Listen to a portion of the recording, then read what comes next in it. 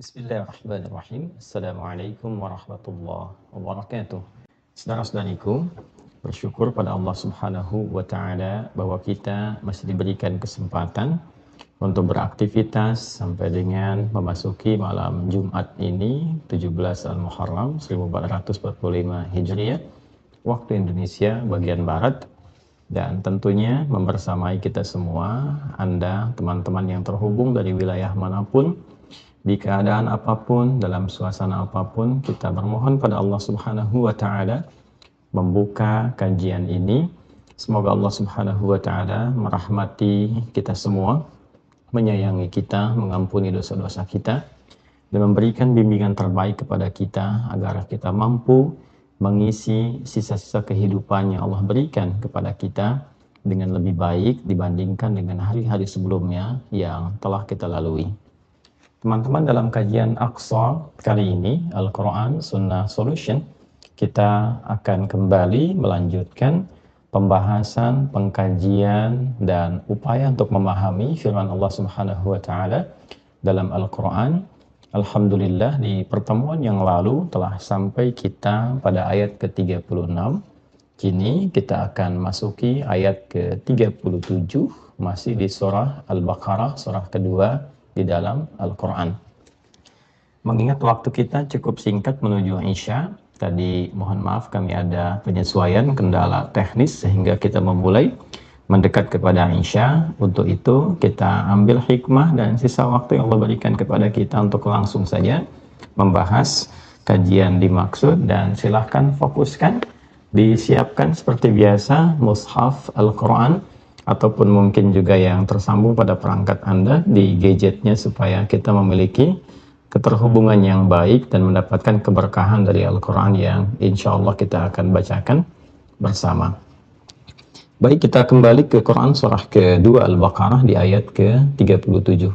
Allah Subhanahu wa Ta'ala berfirman, A'udzu billahi minasyaitonir rajim. Bismillahirrahmanirrahim. فَتَلَقَّى آدَمُ مِنْ رَبِّهِ كَلِمَاتٍ فَتَابَ عَلَيْهِ إِنَّهُ هُوَ التَّوَّابُ الرَّحِيمُ.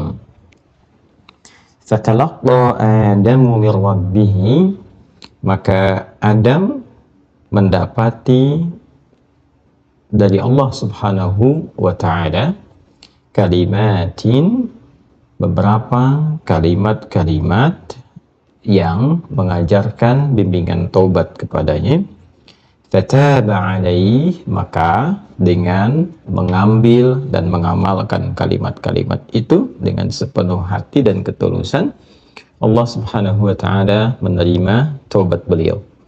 Innahu huwat tawwabur rahim. Innahu, sungguh Allah itu, huwat tawwabur rahim, benar-benar maha menerima taubat yang dilakukan oleh hamba-hambanya dengan penuh kesungguhan. Ar-Rahim, maha dalam sayang dan kasihnya kepada setiap hambanya. Baik teman-teman, di pertemuan yang sebelumnya telah kita uraikan bahwa di ayat ke-35 dan 36 surah Al-Baqarah, Allah Subhanahu wa Ta'ala memberikan gambaran tentang kehidupan Nabi Adam dan istri beliau, ayah dan bunda kita semua, yaitu Nabi Adam dan Sayyidah Hawa alaihi wassalam, di dalam fase awal training, pembekalan sebelum keduanya memulai tugas misi besar sebagai khalifah di bumi ini. Inni ja'ilun fil ardi khalifah, itu misi dasarnya disebutkan di Quran surah kedua ayat 30 dan telah kita tuntas uraikan itu sebuah. Maka saat diberikan kemudian pembekalan awal, pengenalan tentang pengantar misi-misi itu, selain juga perintah-perintah Allah, selain juga gambaran tentang kehidupan, kenikmatan yang bisa dirasakan dan yang akan diraih, ada perintah, juga ada larangan. Maka di situ pula kemudian Nabi Adam alaihissalam dan juga Sayyidah Hawa alaihissalam diperkenalkan oleh Allah Subhanahu wa Ta'ala pada musuh abadinya yang memang dia sudah berjanji bahkan berkomitmen kuat untuk mengganggu Adam ya dan juga Hawa serta keturunan keduanya agar tidak sukses membawa misi-misi yang telah Allah tetapkan kepada Adam, Hawa, dan keturunannya. Pun bukan sekedar mengganggu, bahkan ia ingin membuktikan kesombongan dirinya karena merasa lebih pantas disanjung, dihormati, dan juga tidak merasa layak untuk bisa hormat kepada Adam alaihissalam, kalaupun memang itu perintah dari Allah Subhanahu wa Ta'ala.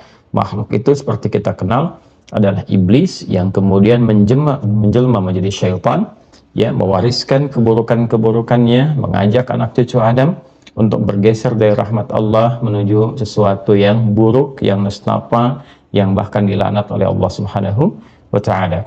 Maka di ayat ke-36 kita semua telah mengetahui di pertemuan sebelumnya, Allah Subhanahu wa Ta'ala kemudian juga menyampaikan kepada kita bahwa Adam alaihissalam dan Hawa alaihissalam terkena di situ godaan iblis yang terkutuk, ya, yang mulai ketika dia menggoda disebut dengan syaitan, fa'azallahuma syaitanu anha fa'akhrajahuma mimma kana fi. Maka syaitan itu mempelesetkan Adam dan Hawa dari keadaan mereka saat berada di surga sedang mendapatkan pembekalan yang dimaksudkan.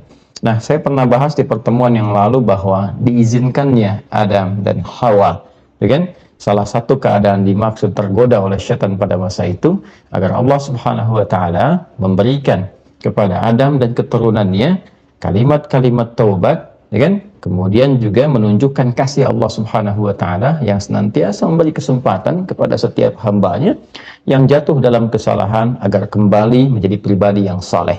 Ini adalah satu kesan yang sangat luar biasa yang harus dibaca oleh kita setiap hamba-hamba Allah, bahwa setiap manusia itu ada potensi-potensi untuk berbuat salah. Nah, Allah menunjukkan sifat rahmannya, sifat kasihnya, sifat sayangnya yang memperbaiki setiap hamba yang salah itu sehingga kembali menjadi saleh. Hanya Allah yang maha sempurna, hanya Allah yang menerima segala hal. Karena itulah ketika sisi kalimat taubat diberikan oleh Allah, kesempatan untuk kembali menjadi soleh diberikan oleh Allah Subhanahu wa Ta'ala, ini menggambarkan dan sekaligus menguatkan sifat kasih Allah yang begitu dalam, yang ingin langsung dibuktikan kepada setiap hambanya. Ya, bukankah Anda ketika terpeleset kemudian mendapati seorang ibu, gitu kan, tiba-tiba kemudian langsung merangkul Anda, langsung memeluk Anda, membersihkan luka Anda. Di situ bukankah terasa kesan yang sangat luar biasa? Bagaimana sayangnya, bagaimana perhatiannya. Padahal ibu itu sudah melarang Anda, jangan lewat situ ya nak ya, nanti kamu terpeleset. Tetapi kemudian sifat anak tetap ingin mencoba. Lalu ketika dia terpeleset, ibu tetap kemudian menyayanginya, kemudian memeluknya, kemudian juga membersihkan lukanya dan mengingatkan kembali. Ibu sudah katakan tadi, jangan lewat situ, besok-besok kamu jangan lakukan lagi. Maka ketika respon pertama yang Anda dapati adalah kasih sayang, kemudian juga penerimaan yang baik dan nilai-nilai kemuliaan, karena ibu itu punya rahim, ya, di dalam diri beliau, yang di situ kemudian kita terkandung, kita terlahir dengan izin Allah Subhanahu wa Ta'ala. Maka bukankah respon pertama yang kita dapati saat mendapati sikap demikian adalah kebaikan, kemuliaan, dan sifat kasih yang bertambah pada diri kita untuk semakin mencintai ibunda kita, itu kan? Maka bagaimana dengan Allah yang sejatinya sifat Rahman dan Rahim melekat kepadanya dan pemilik segalanya. Jadi ketika Allah menyampaikan kalimat-kalimat taubat, menyampaikan jalan-jalan untuk kembali, sesungguhnya Allah ingin menunjukkan sifat kasihnya yang begitu dalam, yang menginginkan setiap hamba itu selalu berada dalam kesolehan. Nah, itu yang harus ditangkap. Ya, jadi bukan sekedar kita mendapati bahwa oh ini ada taubat, ini ada jalan kembali. Tidak. Taubat itu adalah jalan untuk kita merasakan kasih Allah Subhanahu wa Ta'ala, sehingga kita begitu menyadari besarnya Allah sayang kepada kita, ya kan? Betapa besarnya Allah cinta kepada kita. Itu poinnya. Nah, karena itulah Allah Maha mengetahui bahwa anak cucu Adam itu berpotensi juga akan terpeleset, ya. Karena itulah kemudian izin yang Allah berikan kepada Adam alaihissalam, sekalipun beliau seorang nabi yang dipilih, nabi yang diutus, manusia pertama, ya, ditemukan di Quran surah ketiga Ali Imran. Saat kita masuk nanti ke pembahasannya di ayat ke-33, saat Allah Subhanahu wa Ta'ala berfirman, innallaha astafa Adam wa Nuha wa ala Ibrahim wa ala Imran 'alal alamin. Allah Subhanahu wa Ta'ala istafa Adam, memilih Adam alaihissalam. Jadi Adam itu manusia terpilih, manusia pertama yang turun ke bumi, manusia yang dipilih oleh Allah Subhanahu wa Ta'ala.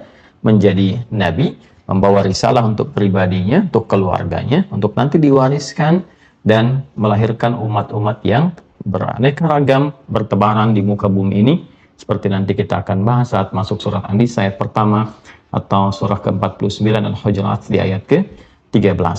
Poinnya adalah ketika Adam terjatuh tadi dalam kesalahan dan atas izin Allah Subhanahu wa taala diajarkanlah kemudian kalimat-kalimat taubat yang mengantarkan Adam kembali kepada nilai kesalehan. Nah, ayat 37 inilah kemudian yang menjadi satu pembahasan penting bagi kita, bagaimana kisah itu disampaikan untuk menguatkan pesan kasih yang dalam dari Allah Subhanahu wa taala, sekaligus juga cara agar anak cucu Adam dapat belajar dari segala kesalahan yang dilalui dan merubah itu menjadi sesuatu kesolehan yang dihargai, dihormati, dan dimuliakan bahkan oleh Allah Subhanahu wa ta'ala. Baik, setelah paham gambarannya, baru kita masuk kepada ayatnya.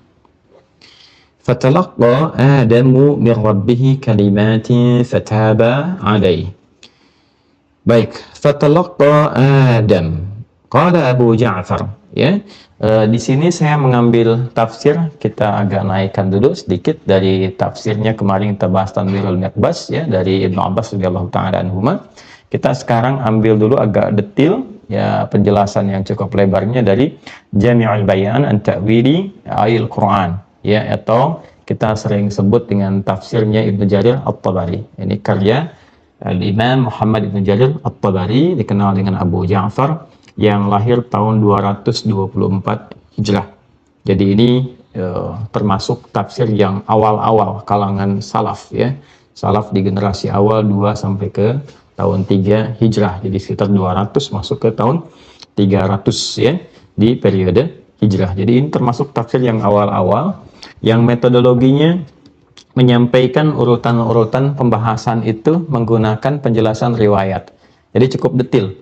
Kalau ada ayat Quran misalnya disampaikan, oh ini makna ini begini, riwayat pendukungnya, hadisnya misalnya begini. Nah, ini cukup baik menurut saya. Ya, bagi ingin yang belajar tafsir Quran dengan Quran lagi, atau Quran dengan hadis, atau Quran dengan riwayat. Jadi ini termasuk kalangan tafsir bil ma'thur. Ya, kalau Tanwirul Miqbas kan singkat padat, ya, bagi orang yang ingin memahami makna Quran dengan singkat dan padat. Nah, ini gambarannya. Ya, dari masa Ibnu Abbas radhiyallahu taala anhuma, beliau kan sahabat, ya kan, turjumanul Quran, pakar bidang Quran yang langsung mendapatkan legalitas dari Nabi sallallahu alaihi wasallam. Ya, di antara murid-muridnya nanti banyak, gitu kan, yang dari mulai Ikrimah dan kemudian murid-murid lain, lalu melahirkan murid lainnya juga di kalangan tabi'in sampai kemudian kepada kita. Karena di era itu orang lebih mudah hafalan Qur'annya, tahu bahasa Arab dengan cukup baik, karena itu tafsir itu nggak panjang-panjang. Ini maksudnya ini maksudnya ini, ya. Tapi kemudian berlanjut ke generasi berikutnya, pemahaman juga tentang bahasa itu agak kurang. Setelah itu, hafalan Qur'annya juga tidak secakap orang-orang terdahulu, ya, sehingga membutuhkan penjelasan lebih detail dengan riwayat-riwayat yang tersambung dan bersanad. Nah, itulah keunggulan di dalam Islam, punya riwayat itu yang terverifikasi dan transmisinya nyambung terus, ya, sampai ke Rasulullah Sallallahu Alaihi Wasallam. Dan itu hebat. Fatih sahih, kemudian ada dhaif dibagi lagi misalnya, ya, sampai kita mendapati turunan-turunan seperti ada hadis munkar, ada hadis matruk, kemudian, ya, kemudian juga ada turunan berdasarkan sanad, apakah ini mu'dal, apakah ini mu'an'an, ya, apakah ini marfu' dan seterusnya, sampai kita temukan yang palsu yang disebut dengan maudhu'. Nah, setelah paham itu semua, yuk kita bacakan. Jadi saya ingin kita mengerti dulu corak tafsirnya kemana nih, sehingga kalau ngaji kita paham, oh ini kalau mau mendalami bahasa tafsirnya yang ini, kalau kita ingin bahas sosiologi tafsirnya yang ini, kalau kita ingin bahas riwayat tafsirnya yang ini, kalau ingin simple, nah yang ini, ya. Nanti metodologi Ibnu Abbas ini radhiyallahu taala anhuma akan ditiru kemudian misalnya dalam tafsir Al-Jalalain, ya, di antara yang populer sekali di masyarakat, ya, yang simple, gampang dan mudah untuk memahami keumuman makna Al-Quran. Bismillahirrahmanirrahim. Qala Abu Ja'far rahimahullahu ta'ala, Imam Abu Ja'far yaitu Ibnu Jarir At-Tabari menyampaikan, amma ta'wilu qawlihi ta'ala fatalaqqa Adam. Adapun ta'wil, ya, pendalaman makna dari firman Allah Subhanahu wa taala, fatalaqqa Adam. Baik, di sini ini cukup menarik ya. Beliau tidak menggunakan istilah tafsir, tapi ta'wil. Nah, jadi saya sering kali menyampaikan di antara sekian banyak kitab-kitab tafsir yang isinya semua ta'wil dalam tanda petik ya, itu adalah tafsirnya Jami'ul Bayan atau tafsir Imam Ibnu Jarir At-Tabari. Ya, ini cukup menarik sekali, ingin memberikan kesan bahwa ini bukan sekedar penjelasan, tapi pendalaman. Karena takwil itu maknanya lebih dalam dibandingkan dengan tafsir. Jadi beliau ingin menekankan bahwa di kitab saya ini, saya bukan sekedar menyampaikan sebuah penjelasan, tapi pendalaman yang saya dalami. Bukan sekedar penjelasannya, katanya, tapi sampai ke riwayatnya. Kurang lebih demikian ya. Allah Ta'ala a'lam bis-shawab.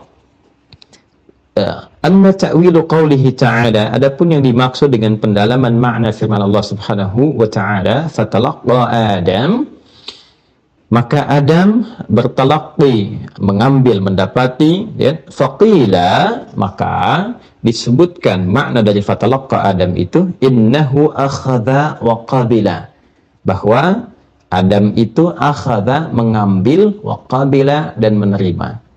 Oke, jadi makna talaqqa, ya kan? Talaqqa itu bisa diartikan ya bukan sekedar menerima ya, tapi mendapati itu secara langsung. Makanya kita dengar istilah talaqqi. Talaqqi itu mendapatkan sesuatu secara langsung ya. Jadi kalau kita tarik ke dunia kita, misalnya murid dengan guru, walaisa kamitsli syai', nggak boleh diserupakan dengan Allah Subhanahu wa taala karena tidak ada penyerupaan makhluk dengan Khaliq ya.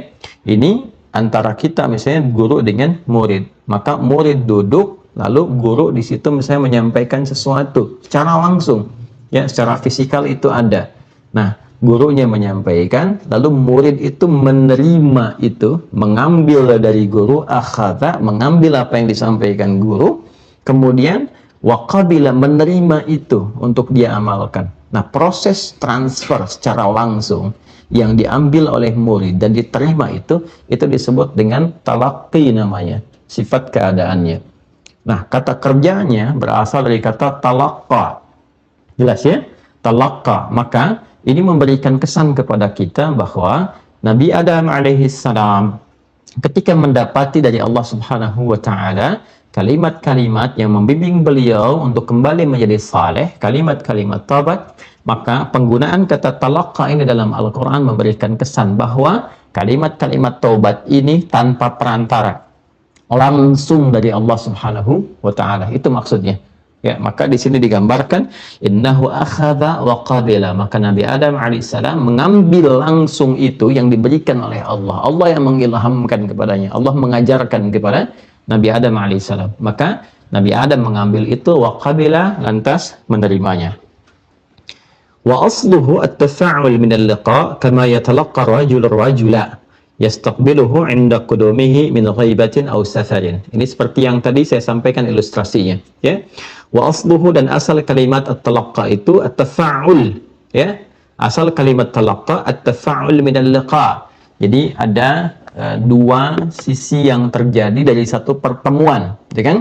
Ya, dari dua sisi yang terjadi, ada A, ada B, kemudian bertemu di situ. Kama yatalaqqa ar-rajulu ar-rajula, ya, seperti ilustrasinya seseorang bertemu dengan orang lain. Tadi persis seperti yang saya gambarkan. Yastaqbiluhu 'inda qudumihi dan min ghaibatin aw safarin. Jadi dari, kalau ini menggambarkannya sosok yang nggak ada, misalnya nggak pernah ketemu, baik itu dia bepergian, kemudian tiba-tiba datang, intinya bertemu ya dua sosok ini. Ya, ada dua di sini sisi yang saling berjumpa satu dengan yang lainnya. Yang digambarkan ini dalam makhluk ya. Tapi kalau kita tarik ini kepada pemaknaan Al-Quran, maksudnya di sini adalah Allah mengajarkan secara langsung kepada Nabi Adam alaihissalam tanpa perantara. Jelas ya? Fakadzalika dzalika fi qawlihi fatalaqqa ka'annahu istaqbalahu fatalaqqahu bil qabul hina awha ilaihi aw akhbara bihi. Kan? Ini yang tadi persis saya sampaikan. Jadi insya Allah apa yang saya sampaikan dari tafsir-tafsir Quran itu menginduk kepada keterangan-keterangan para ulama yang insya Allah tidak hanya dari satu tafsir. Jadi kalau saya sampaikan di awal itu dengan izin Allah Subhanahu Wa Taala, insya Allah itu sudah mengambil intisari dari kitab-kitab tafsir yang sudah kami pelajari, khususnya dari guru-guru yang kami belajar dari mereka. Gitu ya. Jadi di sini kesimpulannya, ka'annahu istaqbalahu fatalaqahu bil qabul. Ya, maka dianalogikan di sini kiasannya ya seakan-akan memberikan kesan kepada kita bahwa Adam alaihi salam menerima langsung dari Allah Subhanahu wa taala kalimat itu, fatalaqahu, maka belajar ya dari apa yang Allah berikan itu diterima oleh Nabi Adam, fatalaqahu, diambil secara langsung, kemudian bil qabul, dengan penerimaan terbaik. Nah, hina auha ilaihi aw akhbara bihi, ya, tatkala itu langsung Allah berikan melalui wahyu atau dikabarkan. Nah, jadi ini memberikan penguatan kepada kita dua hal, bahwa Allah Subhanahu wa taala memberikan kalimat-kalimat taubat langsung kepada Adam alaihi salam. Yang kedua, diberikan itu melalui pewahyuan ketika dikabarkan kepada Nabi Adam alaihi salam. Adam, kamu salah, gitu kan? Telah berbuat kesalahan. Adam menyesali itu. Lalu Allah kirimkan kemudian kalimat-kalimat taubat, diilhamkan, diwahyukan kepada beliau alaihi salam, maka Adam menerima itu semua. Nah, teman-teman, di sini ada sesuatu yang menarik ya. Saya teruskan dulu, kemudian kita akan jeda untuk mendengarkan adzan dan melanjutkan setelah menunaikan salat Isya berjamaah. Saya sempurnakan sedikit paragrafnya. Fama'na dzalika idzan falaqallahu Adama kalimati taubatin. Ya, kemudian fatalaqaha Adamu min rabbih wa akhadhaha anhu taiba. Fataballahu alaihi biqailihi iyyaha wa qabulihi iyyaha min rabbih. Nah, ini yang sangat menarik. Jadi, kesimpulan cepatnya, maka Allah Subhanahu wa taala mengajarkan, menyampaikan dan memberikan kepada Adam kalimat-kalimat taubat. Fatalaqaha Adamu, maka Adam pun langsung menyambut itu, mengambilnya, mempelajarinya, kemudian juga mengamalkannya min rabbih, dari Rabbnya Allah Subhanahu wa taala, wa akhadha anhu taiba, dan mengiringi pengambilan itu dengan sifat-sifat taubat. Ini yang penting. Ya, mengiringi pengambilan itu dengan sifat-sifat taubat. Jadi bukan sekedar diambil, dibacain, nggak begitu.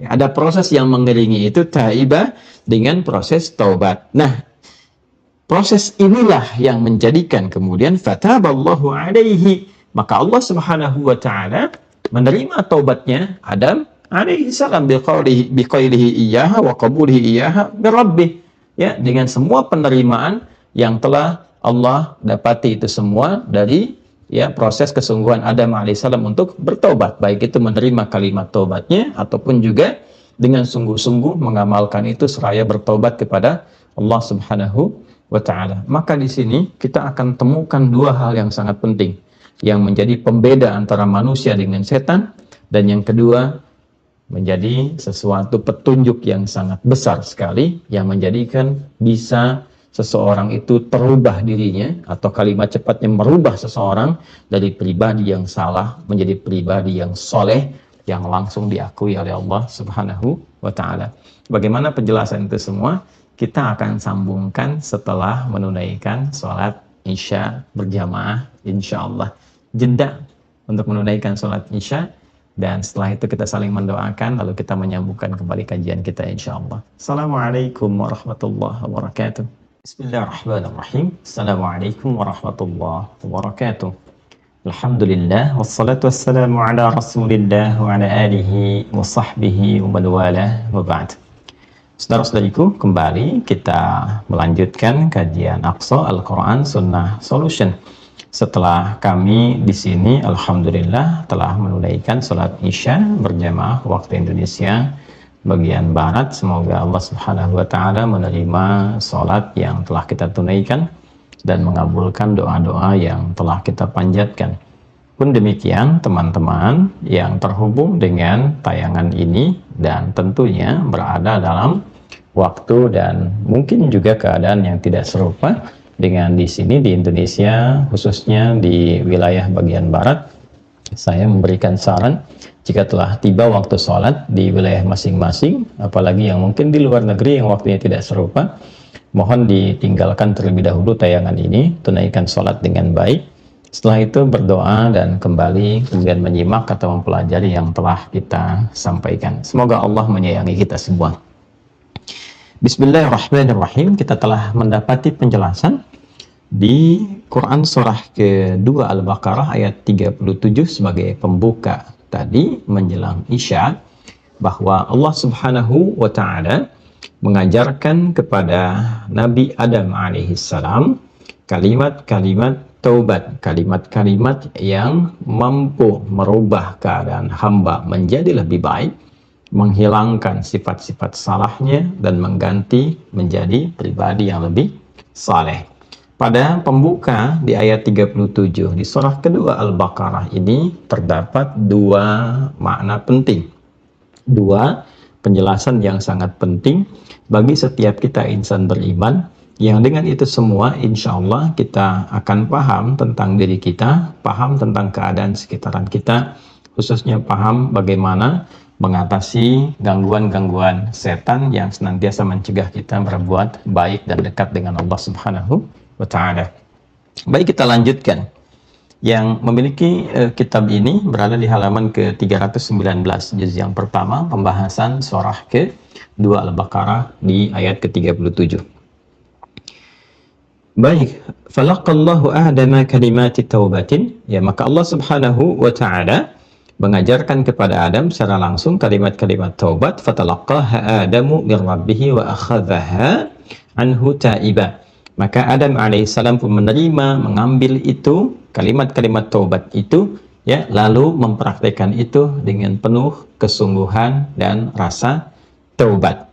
Fataballahu alaihi, ya, maka Allah pun Subhanahu wa Ta'ala menerima taubatnya Adam alaihissalam biqaulihi iyyaha wa qabulihi iyyaha min rabbih, ya, karena Adam mampu mempraktekkan itu dan juga menerima dan mempraktekkan taubat yang dimaksudkan, ya, dengan sepenuh dan jiwa dan kesungguhan dirinya karena Allah Subhanahu wa Ta'ala.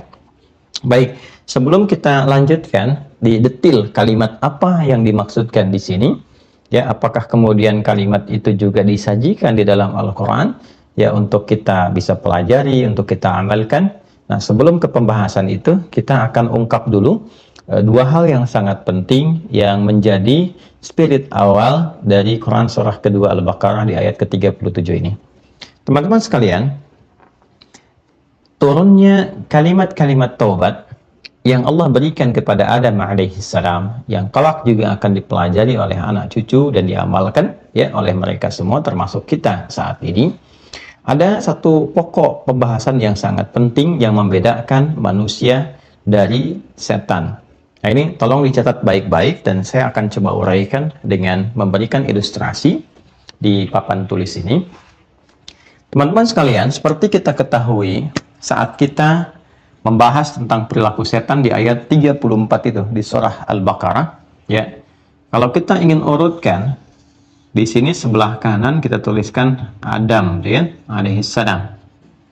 Kemudian kita berikan tanda kurung di sini manusia. Karena saat penciptaan Adam itu, kan, dilangsungkan, hal pertama yang Allah sebutkan di dalam Al-Quran itu kalimat sisi kemanusiaannya dengan menggunakan kata bashar, ya. Ada di Quran surah ke-15 di surah Al-Hijr, ya kan, di ayat yang ke-28. Wa idh qala rabbuka lil malaikati inni khaliqun bashara, ya. Ini disebut dengan bashar. Ini saya tekankan sisi kemanusiaannya dulu. Kemudian saya berikan di sini dalilnya Quran surah ke-15 di ayat ke-28. Dan nanti kata bashar ini kita akan temukan disebutkan sebanyak 35 kali dalam Al-Quran, ya. Nanti ada sekali disebutkan dengan basyaraini, tapi bashar disebutkan 35 kali. Nah, ini sisi kemanusiaannya. Jadi untuk membedakan dengan malaikat dan jin yang telah tercipta sebelumnya, ya kan? Malaikat sudah dicipta sebelumnya, jin juga sebelum manusia. Jadi kalau kita ngaji ayat ke-27-nya, kita temukan di situ tentang jin. wal janna khalaqnahu min qablu min naris samum. Sedangkan jin, kalangan jin, ya, kata Allah, dengan keagunganku aku ciptakan sebelum manusia dari bahan yang berbeda, ya.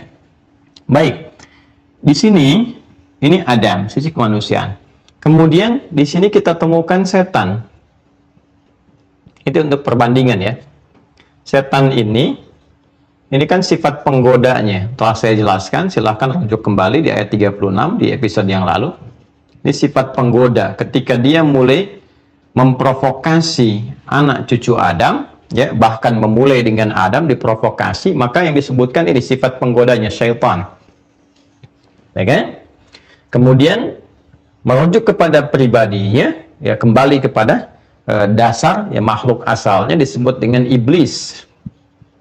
Ini. Jadi saat makhluk ini mulai menghadirkan kesombongan seperti pernah kita ulas, ya, keburukan untuk dirinya disebut dengan iblis, ya. Ini ditemukan di Quran surah kedua ayat 36, ya, kalimat setan pertama nih, ya. Nanti setan disebutkan sebanyak 88 kali dalam Al-Quran. Nanti lawannya malaikat. Malaikat pun disebutkan sebanyak 88 kali. Nah, ini dasarnya ini iblis. Ya, kita temukan iblis ini di Quran surah ke-2 ayat 34 pertama kali disebutkan. Ya. Wa idh qulna lil malaikati isjudu li adama fasajadu illa iblis. Baik, ya. Nah, iblis ini asalnya dari kalangan jin. Ya, asalnya dari kalangan jin yang menyimpang. Ini ditemukan di Quran surah ke-18 Al-Kahf ayat ke-50. Oke? Wa idh qulna lil malaikati isjudu li adama fasajadu illa iblis kana minal jinn. Ya, kana minal jinni fafasaqa an amri rabbih. Jadi ini asalnya nih, jin yang menyimpang. Baik, ya. Kemudian secara singkat ini bermetamorfosa menjadi apa? Setan, ya, setan sang penggoda. Nah, yang ingin saya tekankan di sini, apa perbedaan dasar antara makhluk yang bernama manusia, dengan Adam, keturunannya sampai ke kita, dengan ini, jin, iblis, setan. Perbedaan pokoknya apa? Nah, di sini kita akan dapati sesuatu yang sangat penting. Adam dengan sifat kemanusiaannya, ya, sekalipun nanti Adam punya sifat kenabian karena Adam adalah nabi, tapi saya turunkan yang pokoknya untuk menunjukkan sifat dasar kemanusiaannya. Jadi disebut manusia ini yang membedakan dengan dia dengan setan, ini pokoknya, ya. Nah, di sini kemudian teman-teman sekalian, sifat manusia disebutkan bashar. Bashar itu kan yang punya potensi nafsu, ya, yang punya potensi nafsu. Jadi dalam diri kita itu ada sifat-sifat nafsu yang terambil dari fujur, potensi untuk berbuat hal yang salah, ini, ya kan? Ada lagi yang kemudian jiwa takwa, potensi untuk berbuat baik, yang soleh di sini. Makanya saat kita menunaikan sholat, ya kan, termasuk dari takwa. Dalikal kitabu la raiba fihi hudal lil muttaqin, ya, alladzina yu'minuna bil ghaibi wa yuqimuna shalah, ya kan? Kemudian juga saat seseorang menunaikan puasa, bagian dari takwa, ya kan? Ya ayyuhalladzina amanu kutiba alaikumus siyamu kama kutiba alal ladzina min qablikum la'allakum tattaqun. Ketika menunaikan haji, bagian dari takwa, wa tazawwadu fa inna khairaz zadi taqwa. Pokoknya yang soleh-soleh ada di sini nih. Ya. Sisi lain ada sifat fujur yang di sini dominan sifat salahnya, memungkinkan dia salah, ya, yang terbawa nanti menjadi perbuatan su, karena ini berada di nafas yang bisa melahirkan su, sehingga seringkali kita gambarkan dengan nafsu, gitu kan. Kalau nafsu kan, ya, gambarannya itu sesuatu yang salah aja, gitu kan. Padahal kata asalnya itu menunjuk kepada keinginan yang kuat, ya. Nah, di sini teman-teman sekalian, fujur dan takwa ini kita temukan di Quran surah 91. Ya, ayat 7 sampai 10. Ya, wa nafsin wa ma sawwaha fa alhamaha fujuraha wa taqwaha. Ini akan full dalil, ya, teman-teman. Ini kita full dalil karena kita ngajinya Al-Quran dan Sunnah. Kan aqsa, Al-Quran Sunnah solution. Jadi yang akan kita bawa itu selalu Quran hadis, Quran hadis. Karena itu fokus betul ya, karena ini agak langka kita membahas seperti ini ya. Nah, kembali sini. Ini disebut bashar karena ada potensi ini juga, ada potensi salah. Nah, ini yang bisa melahirkan sifat su di Quran surah ke-12 ayat 53. Wa ma ubarri'u nafsi innan nafsa la'ammaratun bisu. Ini ya. Illa ma rahima rabbi. Jelas ya? Nah, kita nggak bisa menyebut diri kita itu pribadi yang suci, yang bebas salah. Ya. Kenapa? Karena ada potensi salah ini. Ya, ada nafsu di dalamnya, ada sifat fujur, terus ammarah bisu yang memerintahkan kepada keburukan, sifat buruk di sini. Nah, inilah yang disebut dengan, selalu kita kenal dengan sifat-sifat salah, gitu kan? Kalau sudah su di perbuatan, ya, jadi dari asalnya karakter salah menjadi karakter kinerja yang salah, jadi perbuatan, sikap, ya, dari sifat menjadi sikap, ini sudah jadi perbuatan, jadi amal di sini. Ya. Kalau sudah amal berarti dicatat, ya, sayyi, ini kan udah amal salah. Kalau amal salah dicatat jadi dosa, ya kan? Nah, ini kita akan bahas dulu sebelum masuk kepada taubat. Ini potensi salah ini, ya kan, menjadikan manusia pada pokoknya tidak ada yang suci. Ya, kecuali nanti nabi dan rasul yang punya sifat kenabian yang dijaga dari salah. Namanya maksum namanya. Ya kan? Tapi sifat kemanusiaan yang berpotensi salah karena ini. Dan potensi ini bisa berubah menjadi perbuatan. Lisan yang harusnya berkata-kata baik bisa memaki, itu salah. Bisa mencela, ya kan? Bisa menghina, itu salah. Ya kan? Kemudian juga dari mulai atas mata sampai ke ujung kaki. Kaki yang harusnya melangkah pada kebaikan, wa ibadur rahmanil ladzina yamshuna 'alal ardi hauna, harusnya hauna. Tapi tiba-tiba yang harusnya tenang, menebar kebaikan, jadi merusak. Menendang sembarangan, melakukan perbuatan buruk, jadi salah ini. Ya? Nah, yang menarik apa? Ketika ia berbuat salah, nah ini, ada fitrah kemanusiaan untuk menyadari kesalahan itu, dan memperbaiki yang salah ini berubah menjadi saleh. Upaya untuk merubah salah menjadi soleh itu yang disebut dengan taubat namanya. Jelas ya? Nah, jadi sepanjang disebut manusia, pasti dalam dirinya itu ada fitrah untuk menyadari kesalahan. Fitrah sadar akan salah. Ya. Jadi kalau dia berbuat satu kesalahan, ini fitrah manusia nih, pasti ada rasa pada menyadari bahwa itu salah, itu keliru gitu. Ya, kalau nggak percaya silahkan aja. Ya, ini yang menjadikan seseorang kalau masih bersih itu, dia mencela kepada dirinya, kenapa tadi begitu? Ya, seorang misalnya habis bertengkar nih, dia marah nih. Setelah itu dia merasakan, kenapa tadi harus saya berkata seperti itu? Ya, ada itu. Ya, seseorang misalnya ya melakukan perbuatan yang kotor, entah dia korupsi, entah dia mencuri. Pada saat dia melakukan itu hatinya berkata, jangan, itu salah. Ini ada fitrah, ada kesadaran di sini. Nah, kesadaran inilah yang mengantarkan ia seharusnya untuk bertobat. Ini asalnya. Karena saat hamba ini salah, manusia ini keliru, Allah sudah menunjukkan dari kisah Nabi Adam alaihissalam. Ada fitrah yang melekat. Adam manusia, ya, Adam ditunjukkan salah untuk mengajarkan kepada anak cucunya. Nanti kita ngaji tafsir yang lain. Jadi kalau kita mau bicara lebih dalamnya lagi, mudah bagi Allah mengingatkan Adam dan menjaganya dengan fitrah kenabiannya. Tapi kenapa diizinkan waktu itu tergoda oleh setan? Karena Allah ingin mengajarkan kalimat taubat, kalimat kembali menjadi saleh, menuntun anak cucu Adam yang bukan nabi dan rasul, yang tidak punya sifat maksum. Supaya kalau salah, cara kembalinya bagaimana gitu. Itu poin dasarnya. Jelas ya? Inilah kasih Allah yang ditanamkan kepada setiap hambanya. Nah, sifat manusia itu menerima kasih Allah itu. Dia bisa membaca. Makanya Nabi Adam dikisahkan ya di dalam Quran surah ke-7. Ya, Al-A'raf. Di ayat ke-22. Coba dibuka dulu, paling kiri sebelah bawah tuh, sebelum kita dapatkan kalimatnya. Ya.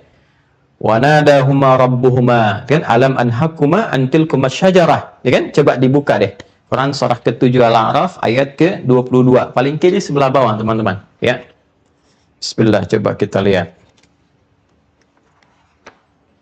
Ini, ya, dari fadallahuma, ya kan? Fadallahuma bighurur, setan kemudian memprovokasi dan mengarahkan mereka untuk berbuat salah, yaitu Adam dan Hawa. Tapi lihat bagian-bagian terakhirnya itu, ya, di ayatnya. Wa nadahuma rabbuhuma alam anhakuma, seperti yang tadi saya sampaikan, ya. Alam anhakuma antilkuma syajarati wa aqul lakuma inna syaitana lakuma aduwwum mubin. Jelas ya? Jadi saya buka tuh maksud saya sengaja ingin mengingatkan Anda kalau kajian ini bawa mushaf supaya lebih terasa gitu ya, mudah bagi kita menyebutkan ini itu. Tapi kalau Anda langsung bersentuhan, itu menghafal secara cepat dan Anda nggak akan mudah lupa dengan ayat itu. Tertanam ya, pernah buka di posisi mana itu tertanam betul, itu ke bawah gitu. Nah, singkatnya apa? Singkatnya Allah menyadarkan. Tapi diklarifikasi dulu tuh, klarifikasi. Ya, Adam, Hawa, kan saya sudah larang engkau, ya kan? Untuk mendekati larangan itu. Jangan sentuh yang ini, jangan dekati pohon itu. Yang Al-Baqarah di ayat yang ke-35. Ya. Wa qulna ya Adam uskun anta wa zawjuka jannata wa kula minha ragadan haitsu syi'tuma wa la taqraba hadhihi syajarah. Jangan dekati yang ini ya. Ya. Ini kan training sebelum turun ke bumi, ada perintah, ada larangan, kan? Jangan kamu dekati yang ini. Lalu tiba-tiba setan masuk pada lahuma bighurur, diprovokasi, dikasih gambaran-gambaran indah dan sebagainya, diarahkan kepada yang salah, kan? Nah, yang terjadi kemudian terjadilah pada saat itulah Allah kemudian mengingatkan, menegur mereka berdua, Adam dan Hawa alaihimus salam, dan alam anhakuma antilkuma syajarati. Aku kan sudah katakan kepadamu untuk melarang kau kalian berdua. Saya kan dah larang, dah cegah dari awal. Kenapa kemudian kalian lakukan? Ya kan? Nah, jadi ini konfirmasi awal supaya keluar tuh di lisan Adam dan Hawa alaihi wassalam fitrah ini, fitrah taubat. Ini yang membedakan dengan konfirmasi yang kita temukan di sisi iblis, laknatullahi alaihi. Ya. Jadi Adam itu ketika kemudian oleh Allah diingatkan, dikonfirmasikan kesalahannya untuk menunjukkan apa sih yang keluar kemudian di lisannya, yang membedakan kemudian dengan fitrahnya iblis yang memang selalu pengen salah. Ya, ini bandingkan dengan Quran surah 7 di ayat 12. Ya, kalau mau terus sampai 13 ya silahkan. Ya, kita cek di sini. Qala ma mana'aka alla tasjuda idh amartuk. Jelas kan?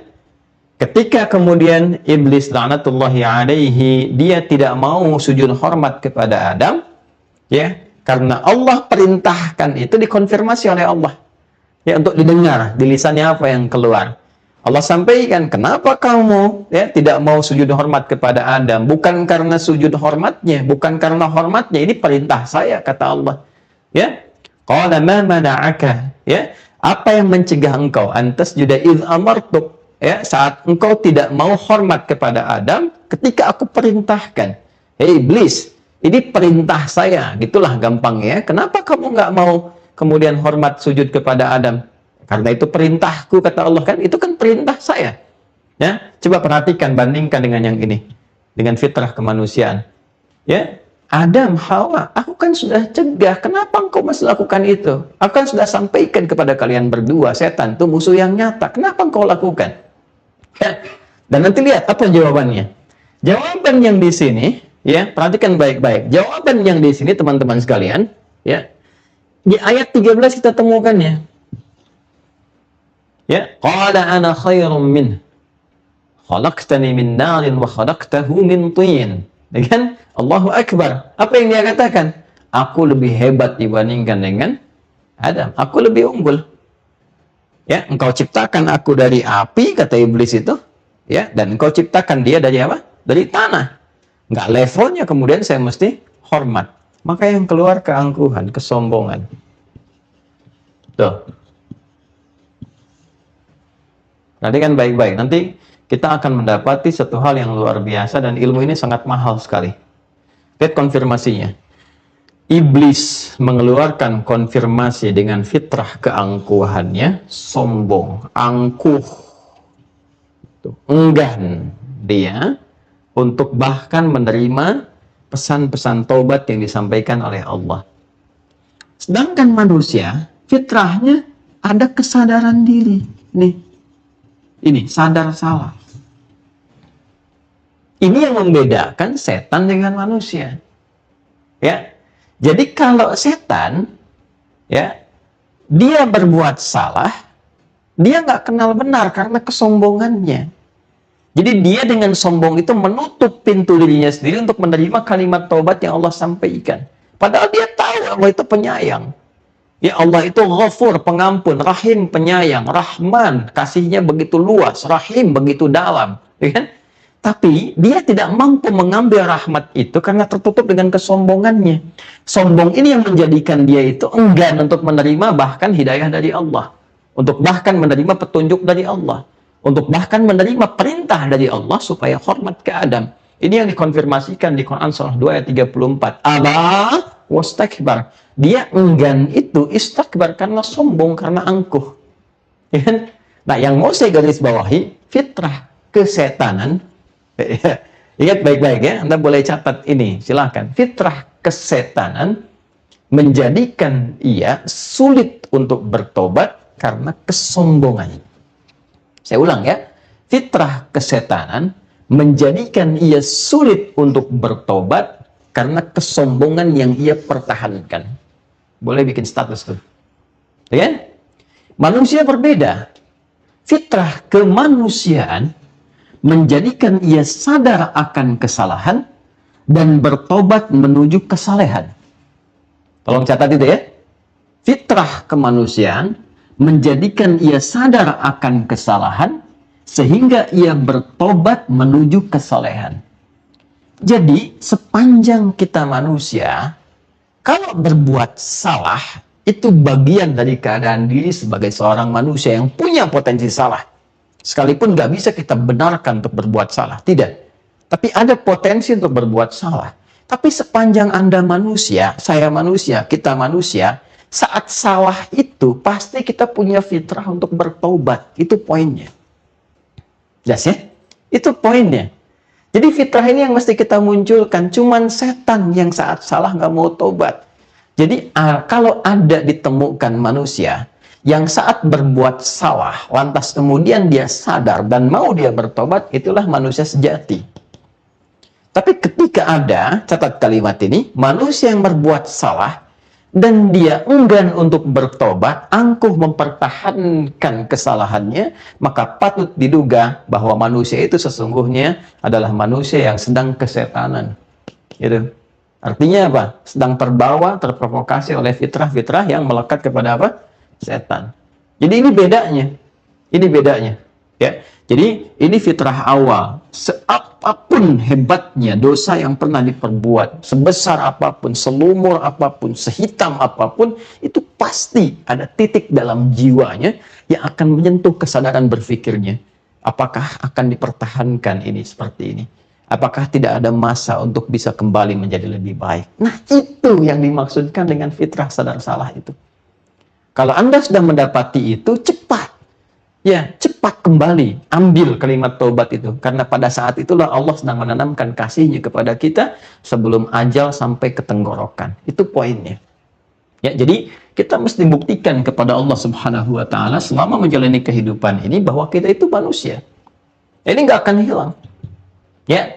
Nah, inilah yang mendatangkan anugerah dari Allah Subhanahu wa Ta'ala. Begitu ini diambil, ya, kita mengambil ini.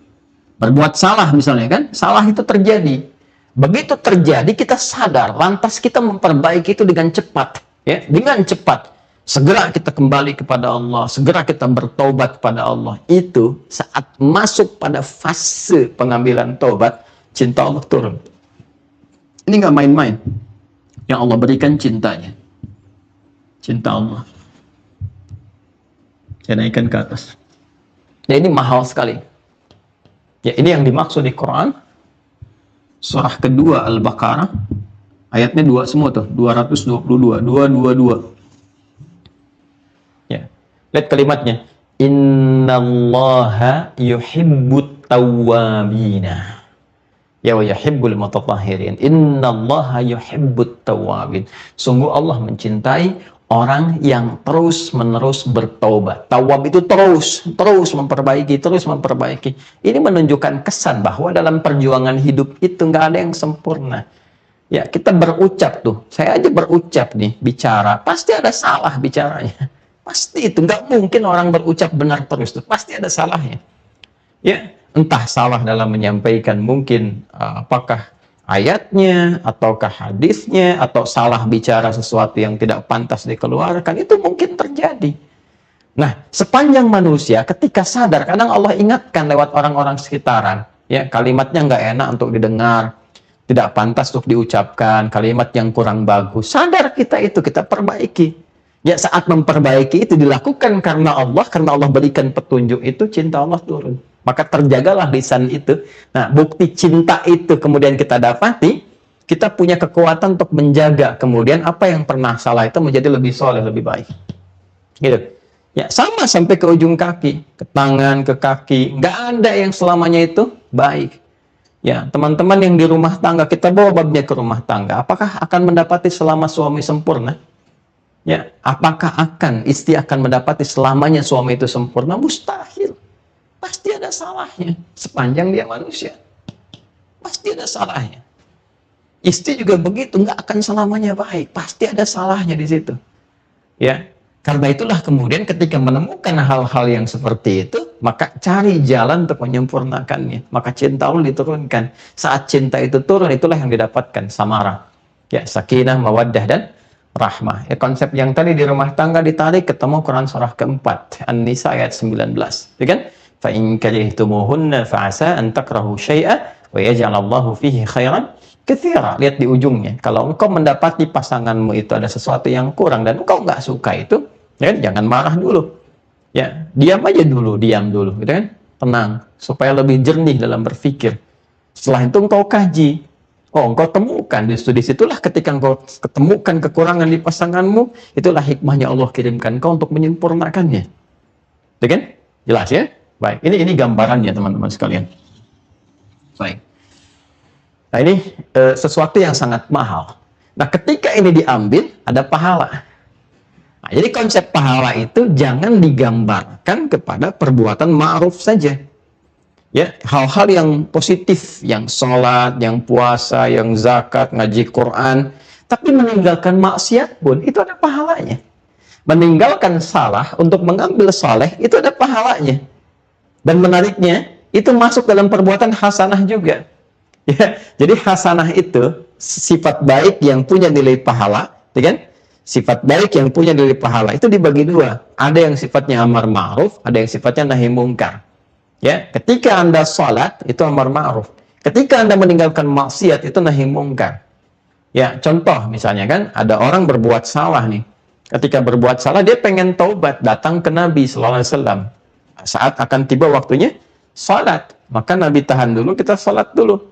Begitu salat, dia datang lagi mengkonfirmasi. Nabi katakan, taubatmu sudah diterima, engkau tadi salat. Ya, ketika dia salat itu sedang memanjatkan permohonan taubatnya. Ya, itu diterima, dikonfirmasikan oleh Allah dengan turunnya Quran surah ke-11 Hud ayat 114. Aqimis salata tarafain nahar wa zulafan minal lail innal hasanati yudhibnas sayyiat. Tuh. So, perbuatannya sayyi, sifatnya jamaknya sayyiat. Ya. Ketika Allah turunkan kata hasanah di situ, Allah katakan perbuatan baik itu yang merubah seseorang dari salah menjadi pribadi lebih soleh, itu melahirkan hasanah, itu ada pahalanya dan menggugurkan dosa-dosanya.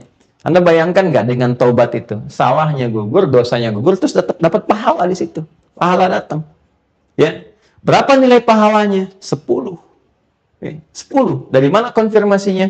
Quran surah yang ke-6 ayat 160. Man jaa bil hasanati falahu asyru amsalihha. Siapa mempraktikkan, mengerjakan satu perbuatan baik yang punya nilai kebaikan di sisi Allah, dia dapat 10 pahalanya. Ini perhatikan, ini bukan ilmu otak-atik ya, tapi begitu kuatnya kesesuaian dengan lafaz-lafaz dan penempatan ayat-ayat Al-Quran. Jadi kita itu saat meninggalkan perbuatan buruk untuk membedakan fitrah manusia kita dengan setan, Allah berikan 10 poin kebaikan. Jangan dihitung 1, 2, 3, 4 begitu. Jarak 1 ke 2, 3 ke 4 itu begitu mahal. Analoginya kita ke masjid saja baru nyampe udah 25. Jarak 1 ke 2-nya 500 tahun. 2 ke 3 500 tahun. Coba lihat ini. Lihat baik-baik ya. Fokus baik-baik. Fitrah manusia, Quran surah 7 ayat 22. Ketika salah, diingatkan, dikonfirmasi, dia bertekad menjadi saleh. Setan, Quran surah 7 ayat 12. Lihat baik-baik. Ketika dikonfirmasi, diingatkan, dia angkuh. Konfirmasi keangkuhannya ayat 13. Ini konfirmasi kesalehan manusia ayat 23. Perhatikan baik-baik. 22 kurangi 12, bukankah 10? Konfirmasi, 23 kurangi 13, bukankah 10?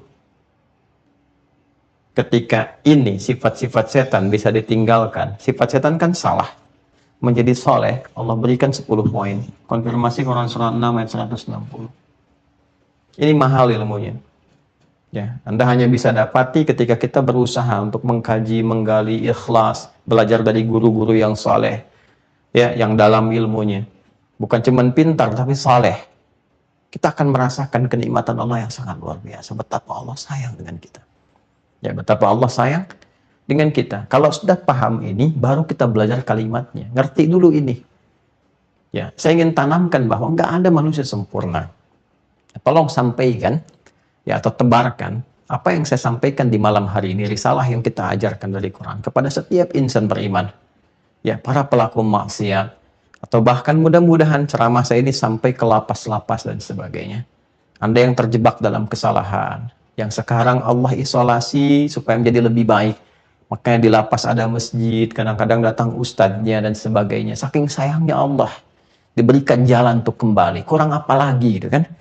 Anda yang berada di luar, yang mungkin masih Allah beri kesempatan untuk bertobat, memperbaiki, tidak ditampakkan aib di hadapan banyak orang. Saking sayangnya Allah kepada kita. Kurang apa lagi? Kan? Nah, ditanamkanlah kepada diri kita ada kesadaran. Setiap kita, setiap manusia pasti ada salahnya, nggak ada yang sempurna. Dan sebaik-baiknya orang salah itu adalah orang yang mau bertobat untuk menjadi saleh. Allah aja masih memberi kesempatan. Itu kan? Dengan sifat sayangnya. Maka kita sebagai manusia mesti meneladani ini. Kita menebarkan nilai kebaikan ini supaya semua menjadi baik. Kan yang kita inginkan semua jadi baik. Ya. Maka ketika muncul dalam diri kita itu kesadaran-kesadaran bahwa kemarin mungkin pernah salah, kemarin mungkin pernah berbuat begini, cepat ambil peluang itu dan sadarilah pada saat itulah Allah sedang menanamkan cintanya. Betapa banyak wali-wali Allah Subhanahu wa taala, ya, orang-orang yang sangat dekat dengan Allah. Banyak ayat tentang wali dalam Quran. Inna awliya Allahi la khaufun alaihim wa lahum yahzanun. Sungguh wali-wali Allah itu ditanamkan ke dalam jiwanya keyakinan yang kuat, kedekatan dengan Allah, sehingga kedekatannya luar biasa, nggak ada takut, nggak ada sedih, nggak ada gelisah, kecuali semuanya menyerahkan diri kepada Allah. Saking dekatnya dengan Allah Subhanahu wa taala. Banyak orang-orang dulu yang kemudian kita kenal dekat dengan Allah, ibadahnya, kebijaksanaannya, kemuliaannya, ada yang jadi ustadz, jadi penyampai hadis, jadi macam-macam. Bahkan sejak era sahabat, kan era tabi'in, banyak sekali. Dan pada awalnya siapa mereka? Ialah orang-orang yang mampu belajar dari kesalahan yang pernah mereka perbuat. Banyak sekali.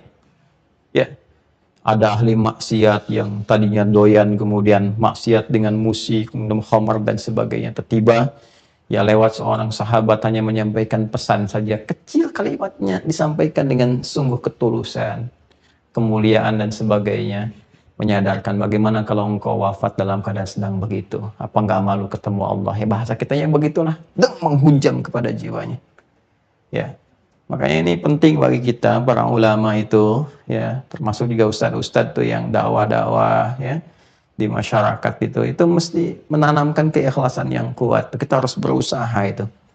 Ya, godaannya begitu banyak, materi, popularitas, macam-macam. Tapi kekuatan itu mesti ada, keikhlasan, supaya menghujam kalimatnya ke jiwa. Bukan cuma jadi konten gitu ya.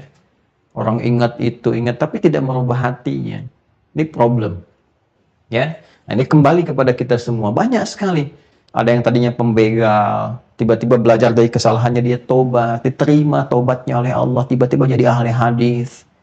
Kan Jundub bin Junada, Abu Dzar Al-Ghifari, kita kenal sampai sekarang, banyak sekali kisah inspiratif. Makanya penting kita merubah bacaan-bacaan kita sekarang itu lebih mengedukasi diri kita pribadi. Kenapa sih harus baca sesuatu yang gak ada manfaatnya? Ya harus memviralkan hal-hal yang gak penting gitu.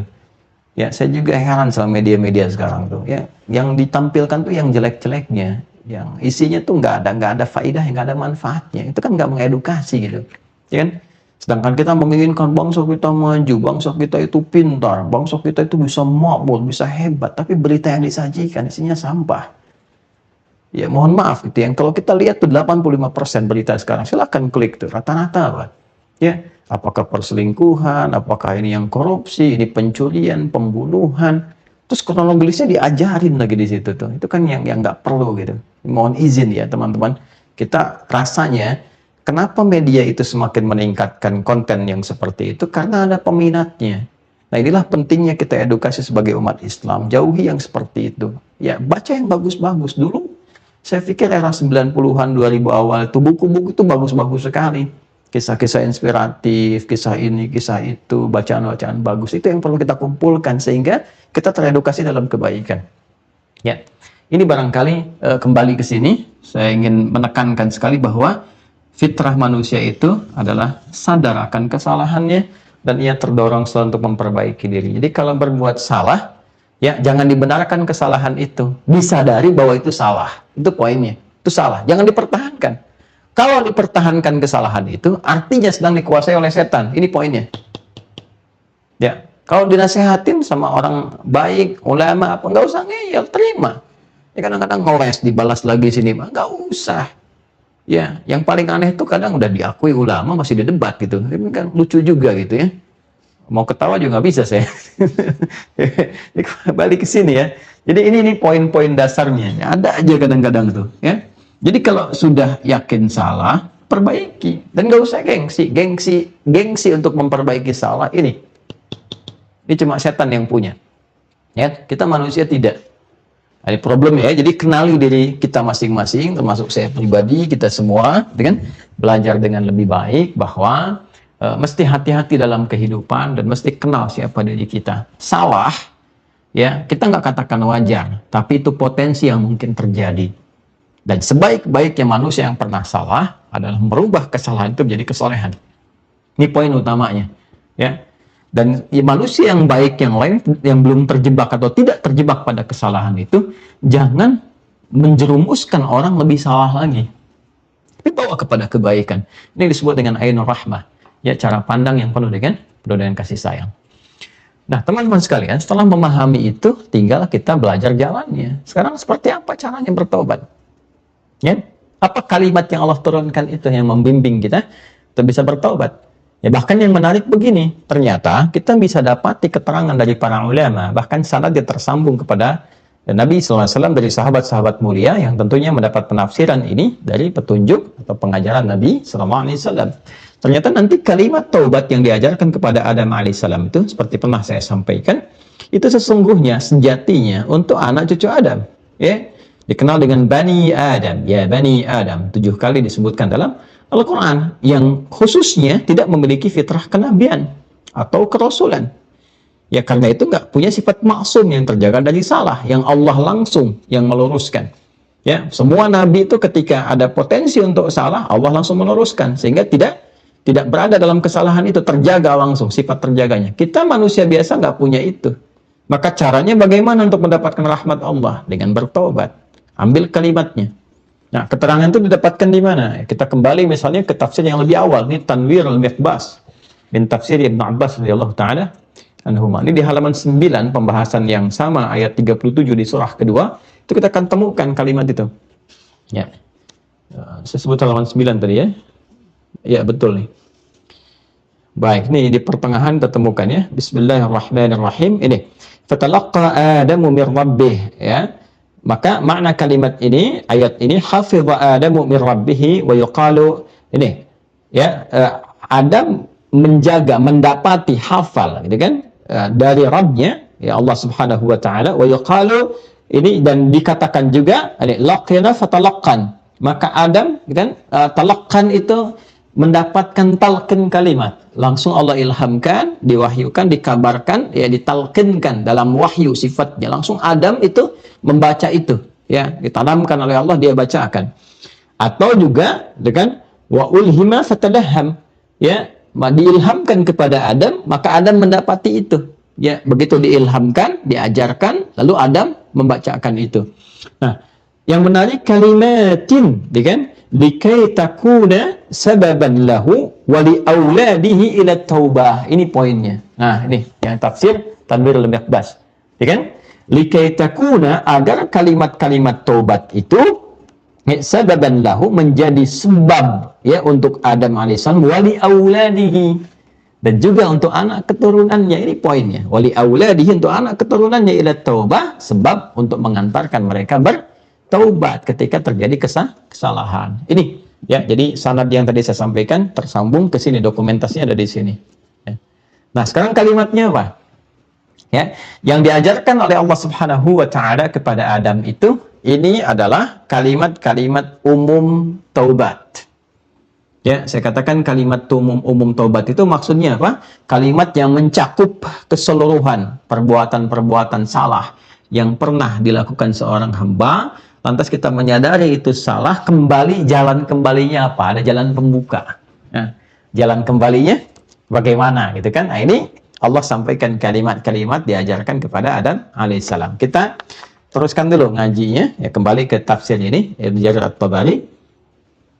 Baik, kita dapati dulu riwayatnya ya. Ini di riwayat nomor 774. Jadi di sini bagusnya beberapa tafsiran itu dari ayat nanti keluar. Ya, ini riwayatnya yang tersambung terus ke Nabi, tersambung ke sahabat dan sebagainya sebagai penafsiran, lalu dirinci penomoran. Nomor 1, nomor 2, nomor 3, sehingga nanti mudah bagi kita untuk mengonfirmasi kalau kita ingin mengetahui kembali ya di mana posisinya gitu. Qala, berkata Imam Abu Ja'far ini, haddatsani Yunus bin Abdul A'la, ya telah menyampaikan kepadaku Yunus bin Abdul A'la. Penting digarisbawahi, ini Abu Ja'far Muhammad bin Jarir At-Tabari ini selain penafsir, beliau juga periwayat hadis. Beliau juga ahli sejarah. Nah, jadi ada kitab sejarah yang tersambung kepada beliau. Jadi beliau ini seorang sejarawan, ya seorang ahli hadis juga periwayat, juga seorang apalagi satu lagi yaitu ahli Al-Quran, dan karyanya banyak sekali. Ya, haddatsani Yunus bin Abdul A'la, beliau menyampaikan bahwa Yunus bin Abdul A'la telah mengatakan kepadaku, qala akhbarana Ibnu Wahhab. Kemudian juga Yunus bin Abdul A'la menyampaikan, telah mengabarkan kepadaku Ibnu Wahhab, qala Ibnu Zaid fi qawlihi, Ibnu Zaid menyampaikan. Nah, ini jadi bukan pendapat sendiri. Ini yang saya sering kali katakan, dalam Islam itu ilmunya itu terkonfirmasi bersanad. Ada transmisi, terkodifikasikan lagi itu semuanya, ya terbukukan, ada. Jadi ada pakemnya. Karena itu nggak ada kesempatan orang itu untuk berkreasi dalam agama yang sudah pokok, yang sudah ada, ya. Nah, kecuali perkara-perkara nanti fikih yang sifatnya luas, itu pun diatur sama dalil. Jadi nggak bisa berdiri sendiri, nggak ada pendapat ide karena begini lalu bikin begitu, tidak. Ya, dalam tentu terkonfirmasi ide Anda ini sesuai nggak, ya, dengan apa? Dengan pedoman pokok yang ada dalam agama. Baik itu sumber dalil Al-Quran ataupun hadis, kemudian juga metodologi. Ya, dari Quran hadis itu nggak bisa tiba-tiba saya Quran hadis, nggak bisa. Anda bagaimana bisa langsung memahami begitu? Enggak. Ada metodologi memahaminya. Sebut dengan fiqih. Nah, para ulama itu sudah mempelajari, dan itu bersanad dari Nabi itu petunjuknya. Ya, oleh Nabi diajarkan kepada para ulama di kalangan sahabat. Nanti ulama kalangan sahabat mewariskan itu pada generasi seterusnya. Generasi itu menjaga lagi, diwariskan lagi. Nah, pakem ini yang terjaga sampai sekarang. Sehingga agama itu bersih, orisinal. Dia terjaga keotentikannya, otentisitasnya luar biasa. Islam itu sangat luar biasa, jelas sekali, gak bisa kita keluar macam-macam. Makanya semua tuntunan di ibadah kita itu terukur dan teratur. Silahkan cek. Nih, bangun dari tidur doanya bisa sama. Coba lihat ya, bangun dari tidur berdoa sama, mau tidur juga sama, terkonfirmasi, dan riwayatnya dicari sama tuh ke atasnya. Dari cara bangun tidur bagaimana, apa yang dibacakan, apalagi pada yang pokok-pokok, sholat, dari awal, takbir sampai dengan salam, jelas runtutannya. Ya, sehingga sulit kita dapati potensi perbedaan. Ya, perbedaan-perbedaan di luar yang ditunjukkan oleh dalil. Ya, kecuali kalau ada dalil menunjukkan boleh misalnya sujud dengan telapak tangan, boleh dengan lutut. Itu bukan perbedaan namanya, itu keragaman yang sudah ada dalam dalilnya. Di luar ini itu yang beda. Paham ya? Nah, jadi ada ketentuan yang sangat luar biasa. Baik, dari konfirmasi jalur sanad ini mengatakan, qala Ibnu Zaid mengatakan fil qawlihi dalam firman Allah Subhanahu wa taala, fatalaqqa Adamu min rabbih kalimatin. Adam menerima, bertalaqi, mendapati dari Allah Subhanahu wa taala kalimat-kalimat taubat, al-ayat dan seterusnya ayat. Qala, beliau menyampaikan, laqahuma hadhil ayat. Ya, bahwa Allah menyampaikan kepada Adam dan Hawa itu ayat berikut ini. Apa ayatnya? Bismillahirrahmanirrahim. Qala, Adam dan Hawa kemudian memohon ampunan, mohon taubat kepada Allah dengan mengatakan, Rabbana zalamna anfusana wa illam taghfir lana wa tarhamna lanakunanna minal khasirin. Quran surah keberapa? 7 Al-A'raf. Ayat keberapa? 23. Tuh, yang tadi saya tuliskan. Balik. Ya?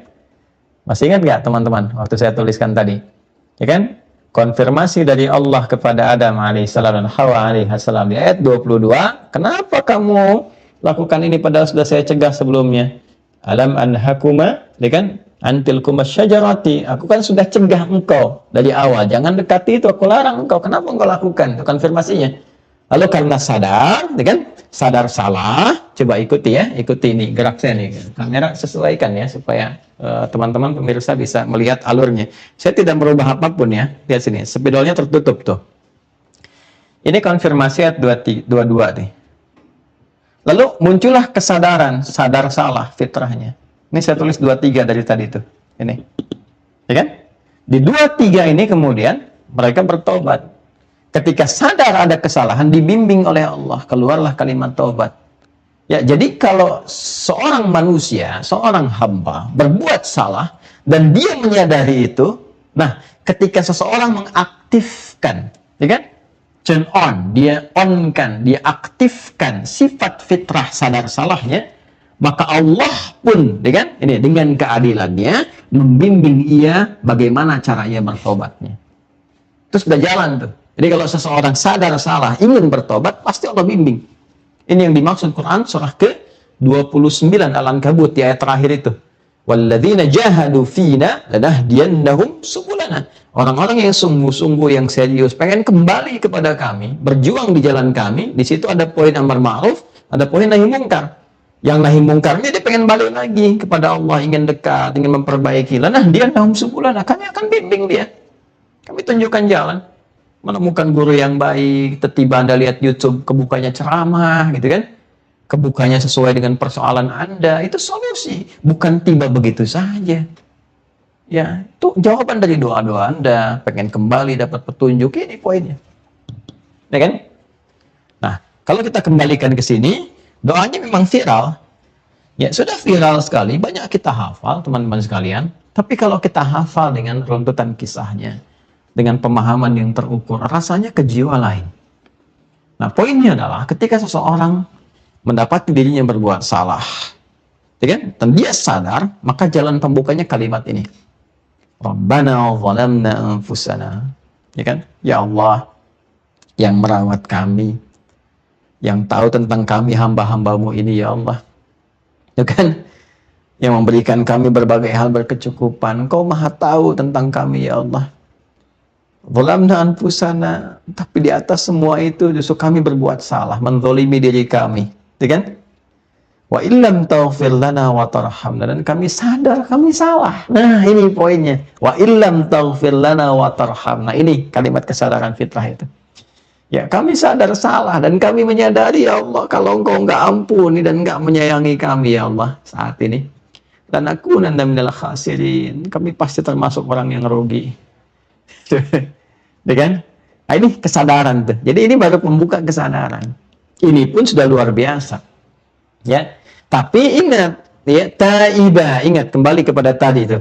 Wa akhadha anhu taiba. Dan ketika mempraktekkan ini mesti diiringi dengan sifat-sifat taubat, ada penyesalan. Ya kan? Ya, kemudian ada apa lagi dari penyesalan itu? kemauan untuk meninggalkan kesalahan itu, kemauan untuk kembali kepada Allah, sertai dengan itu, sertai dengan penyesalan. Ini baru pembuka nih, ya. Rabbana zalamna anfusana wa illam taghfir lana wa tarhamna lanakunanna minal khasirin. Itu pembukanya begitu, dengan rasa, sampaikan. Rasakan apa sih dosa yang telah diperbuat itu? Apa itu?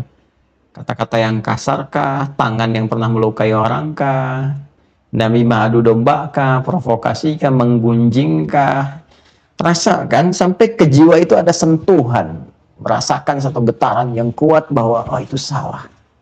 Tiba-tiba dikonfirmasi oleh air mata kita mengalir gitu. Nah, disitulah fataba alaihi. Ya, ketika rasa itu sudah hadir dan serius kita sampaikan fataba alaihi innahu huwat tawwabur rahim. Maka turunlah rahmat Allah, diterima taubatnya. Ya, dan Allah jawab, innahu, pakai inna tuh. Ya, harfu nasbin wa taukidin tansibul isma wa tarfa'ul khabara mabniyun 'ala al-fathi la mahalla lahu min al-i'rabi. Ya, itu pun kalau belajar i'rab itu luar biasa maknanya. Ya. Huruf taukid, huruf penguat, ya. Wa nasbin, yang menasabkan. Nasab itu kalau di gramatikal nahwu menjadikan kalimat setelahnya itu ya bisa berharakat fathah atau kasrah kalau jama', gitu kan? Ya, atau diganti ya kalau mudzakkar salim, gitu kan? Nah, cuma di sini kalau kita belajar fikih lughahnya, nasab itu sesuatu yang menancapkan dalam hati dengan kuat, jangan sampai goyah. Nasabar rajul asahu fil ardi, seorang menancapkan tongkat di tanah dengan kuat sehingga enggak goyah. Seakan Allah mengatakan innahu, ya, sadarkan pada dirimu, tancapkan dalam hatimu yang paling dalam. Jadi ketika kita melahirkan sifat taubat dengan bahasa hati yang menyentuh kepada jiwa kita itu, maka Allah pun membalas dengan jawaban yang menusuk kepada jiwa langsung. Tancapkan pada jiwamu, ya, kuatkan, jangan pernah ragu, ya. Aku menerima taubatmu. Innahu huwat tawwabur rahim. Sungguh Allah itu Maha mengampuni, Maha menerima taubatmu itu. Kalau engkau serius, Allah Maha mengampuni dan Allah akan menyayangi engkau. Ya, yuk yang pernah berbuat maksiat, ya. Sekali lagi teman-teman yang mungkin ceramah ini boleh jadi akan sampai ke lapas-lapas atau di luar lapas yang mungkin sampai malam ini ada yang pernah berbuat maksiat belum sadar. Lalu ceramah ini, tausiah ini, kalimat disampai kepada kita. Siapa yang berkehendak kalimat disampai kepada Anda? Mustahil tiba-tiba sampai. Kalau Allah nggak berkehendak, ini bagian dari hidayah Allah Subhanahu wa Ta'ala. Yakinkan pada jiwa Anda, yakinkan pada jiwa kita. Kita ini manusia, berbuat salah, ya Allah, saya salah. Perhatikan jawaban Allah. Tanamkan pada jiwamu. Yakinkan, jangan ragu. Aku begitu menyayangimu. Kalau engkau sungguh-sungguh ingin menjadi lebih baik lagi, maka bertobatlah dengan benar. Aku terima taubatmu. Aku berikan jalan kasihku untuk merubah dirimu lebih baik dari sebelumnya. Itu gambaran kalimatnya, gambaran maknanya. Begitu dalam, teman-teman. Ya, dan kalau kita ngaji lebih dalam lagi, nanti kita akan temukan detil dari kesalahan ini perbuat. Kita bisa dapati itu. Misal, ini ke tingkat yang tertinggi ya. Dari 7 dosa itu sabul mubiqat, ya, 7 yang membinasakan itu, misal ada di antara urutannya itu pembunuhan misalnya. Orang pernah membunuh nih, terus pengen tobat. Ada nggak ayat khusus spesifik yang membimbing dia? Ini kan baru pembuka. Rabbana zalamna itu kan pembuka, ya kan? Ada nggak ayat misalnya khusus membimbing dosa pernah berbuat salah dengan menghilangkan nyawa orang lain, ya kan? Ya, dalam tanda petik terjadi peristiwa itu. Nah, tobatnya bagaimana? Ada ayatnya lagi khusus. Ya, misal Quran surah Al-Qasas tuh. Qasas itu surah 28 ya. Coba cek di ayat ke-16. Qasas 16. Ya. Inni zalamtu nafsi faghfir li faghfaralah. Itu kan coba Quran surah ke-28 ayat ke-16. Ini kisahnya Nabi Musa alaihissalam. Ayat ke-16. Nah, ini dia ada ya, paling kanan nih teman-teman sekalian. Betul, Quran surah Al-Qasas di halaman 387 di mushaf Anda ya. Coba lihat. Qala rabbi inni zalamtu nafsi faghfir li faghfara lah. Innahu huwal ghafurur rahim. Ini ayat khusus ya. Ini saya jasahkan ya teman-teman yang ingin bertobat, yang qadar Allah pernah salah berbuat ya, berbuat sesuatu yang dosanya cukup besar, ya. Dosa, hati-hati, pembunuhan itu hati-hati, kok kayak sekarang jadi berita gampangan. Allahu Akbar, ya Allah berikan hidayah itu ya. Hati-hati, hati-hati, ya. Membunuh, apalagi pembunuhan berencana itu dahsyat sekali ancamannya. Pasal ancamannya itu di Quran tuh dahsyat sekali. Ya, 5 terancam dia. Ya, wa may yaqtul mu'minan muta'ammida, orang yang sengaja merencanakan pembunuhan, apalagi korbannya orang beriman, fajazauhu jahannam. Yang terancam tuh pasalnya itu jelas kayak terancam dengan jahanam, khalidan fiha, kekal di dalamnya. Wa ghadiballahu alaihi, Allah murka kepadanya, wa la'anahu, dilaknat dia. Wa 'adda lahu 'adzaban 'azima, dan dijanjikan siksa berlipat. Masuk jahanam saja siksanya sudah siksa tertinggi, ini berlipat di dalamnya. Nggak main-main ini. Dan pasti akan meninggal, ya. Pasti akan meninggal, hati-hati. Nah, kalau dia nggak tobat sebelum wafat tuh pasal ancamannya kuat, berbahaya sekali. Ya. Nah, ini bagaimana cara tobatnya? Maka dikisahkanlah kemudian kisahnya Musa alaihissalam yang melerai 2 orang yang bertikai itu. Ya, ketika dilerai kok yang kaumnya masih ngeyel, ya. Ngeyel, membantah dan menghardik sebagainya. Nabi Musa itu tampar untuk menyadarkan kadar Allah, kekuatan Musa kan luar biasa. Tampar meninggal. Ya. Allah bisa saja mengarahkan Musa nggak usah tampar, begini begitu selesai kan? Ya, tapi di sini ada sesuatu yang indah, ada hikmah. Apa yang dikerjakan semua nabi itu ada hikmah. Itu jadi tuntunan ya kepada manusia-manusia biasa, orang-orang setelahnya untuk bisa mendapatkan petunjuk langsung dari Allah. Oh, ini caranya kembali, caranya pulang. Ya. Dan di sini ada sesuatu yang luar biasa. Ini zikirnya. Ya, Anda bisa bacakan dari sini, Rabbi inni zalamtu nafsi faghfirli. Ini sampai sini. Rabbi inni zalamtu nafsi faghfirli. Ya Allah, aku berbuat salah yang seharusnya nggak aku lakukan itu kan, tapi terjadi. Maka mohon ya Allah, ampuni aku. Ya, ini sampai di sini nih. Ya, jadi kalau Anda bermohon, ya Allah, Engkau yang menciptakan aku, Engkau yang telah mengajarkan segala petunjuk, Engkau yang menunjukkan kepada aku cara untuk bertobat, seperti Engkau pernah memberikan jalan kepada Nabi Musa alaihissalam, maka mohon ya Allah, curahkan rahmat-Mu kepada aku dengan Quran yang telah Engkau turunkan pada Nabi Muhammad SAW. Lalu bacakan ini. Ya, qala rabbi inni zalamtu nafsi faghfirli. Maka turun jawaban, faghfarala, Allah ampuni dia. Ya, dan indah kalimat penutup, innahu huwal ghafurur rahim. Sungguh Allah itu Maha pengampun atas semua dosa-dosa yang pernah dikerjakan dan penyayang. Jadi bukan cuma mengampuni, menyayangi, itu poinnya. Ya, Anda datang kepada teman, Anda udah salah, dia masih bisa cemberut. Ya udah, saya maafin. Allah nggak begitu. Karena laisa kamitslihi syai', nggak ada yang serupa dengan Allah. Apa yang terjadi? Diampuni, disayangi, itu yang mahal.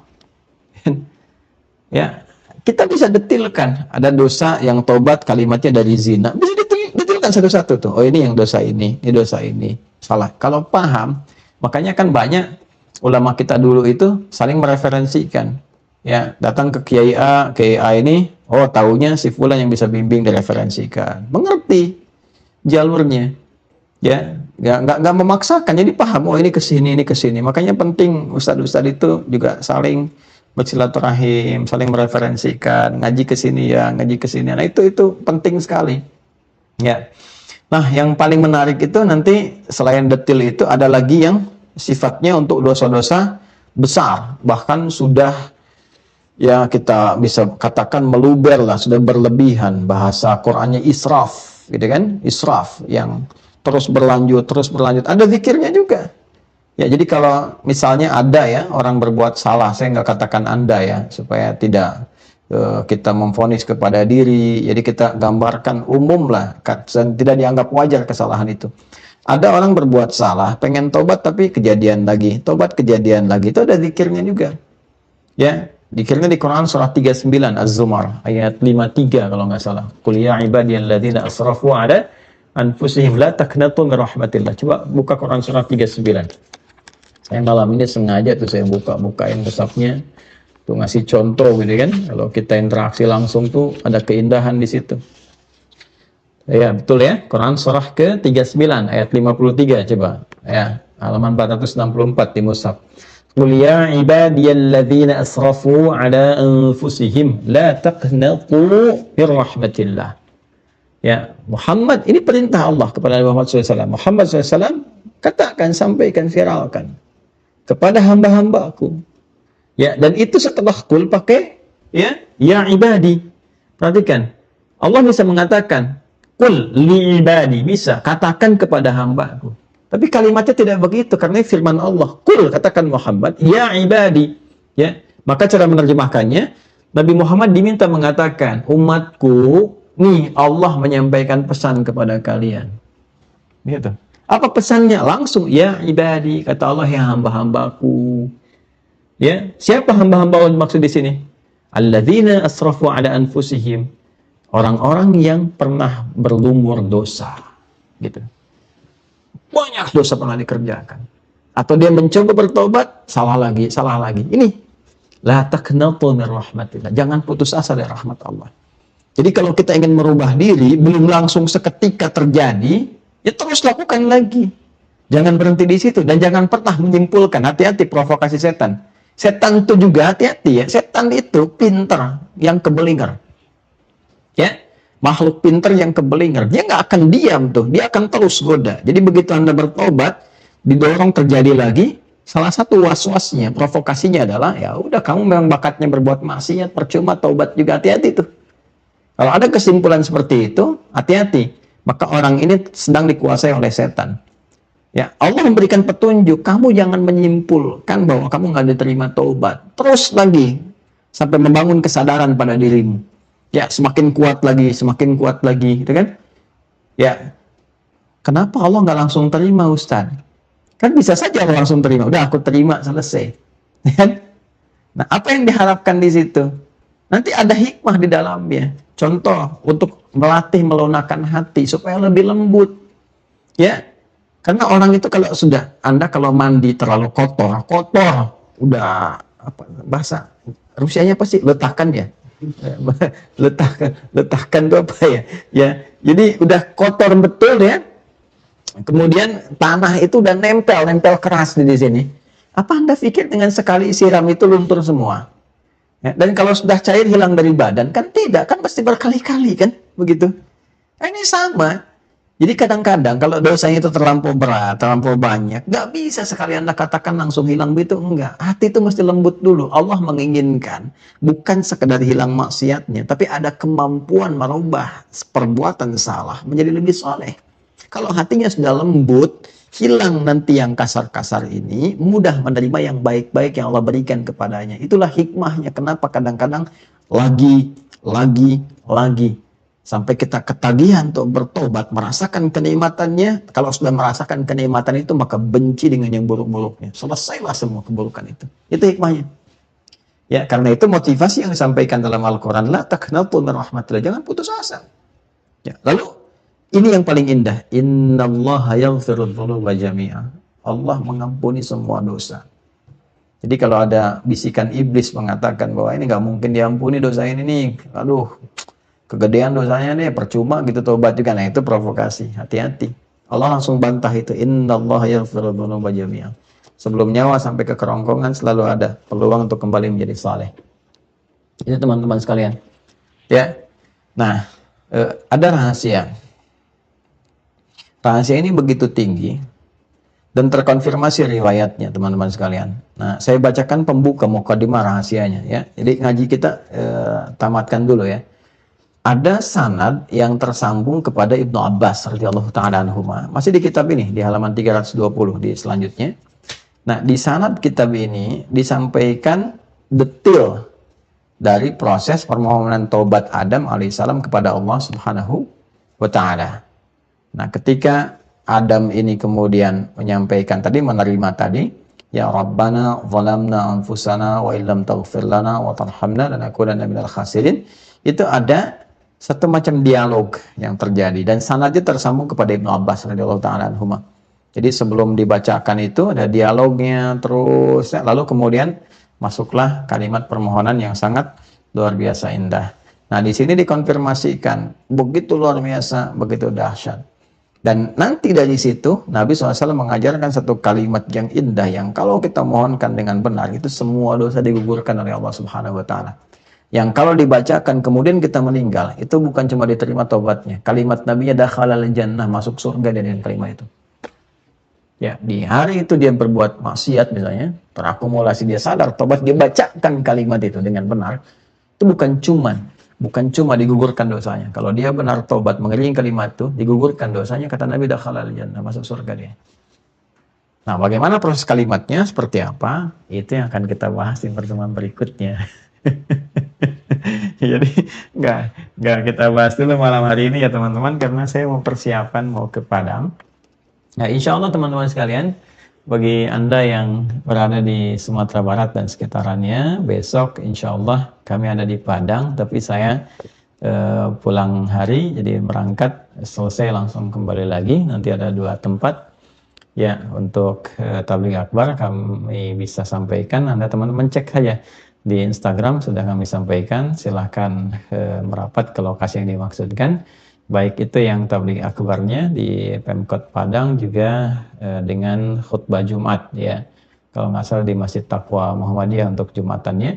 Ya, dua-duanya terbuka untuk umum. Silahkan bisa kita bersama-sama belajar.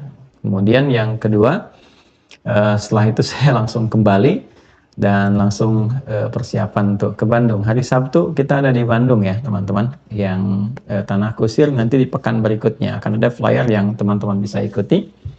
Ya, kita insya Allah hari Sabtunya di Bandung, nanti akan diupdate esok hari insya Allah flyernya.